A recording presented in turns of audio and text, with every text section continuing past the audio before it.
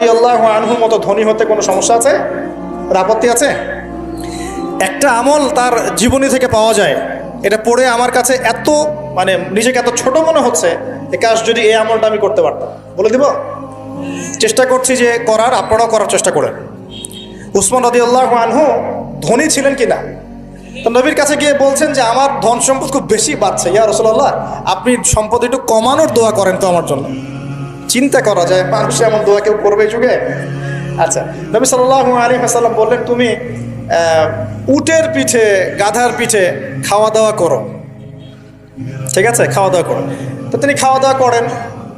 এখন কয়দিন বলতে কতদিন আল্লাহ ভালো জানেন, তিনি এসে বলছেন ইয়া রাসূলুল্লাহ আমার তো সম্পদ আরও আগের চেয়ে বাড়তেছে দেখি, আপনি কি দোয়া করলেন? সম্পদ তো আরও বাড়া শুরু করেছে এখন।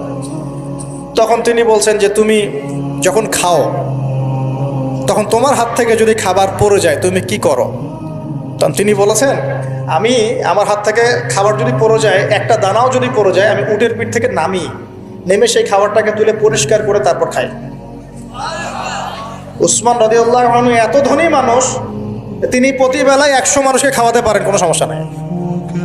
তিনি একাই তাবুকের যুদ্ধে 30,000 সৈন্যের দায়িত্ব নিয়েছেন। 30,000 সৈন্য 3 মাস যাবে, যাত্রা বিরতি করবে, খাবে দাবে, তাদের ঘোড়া অস্ত্রশস্ত্র সব দায়িত্ব একজন ব্যক্তি বহন করেছেন, ওসমান রাদিয়াল্লাহু আনহু। কত বড় ধনী আপনি চিন্তা করেন।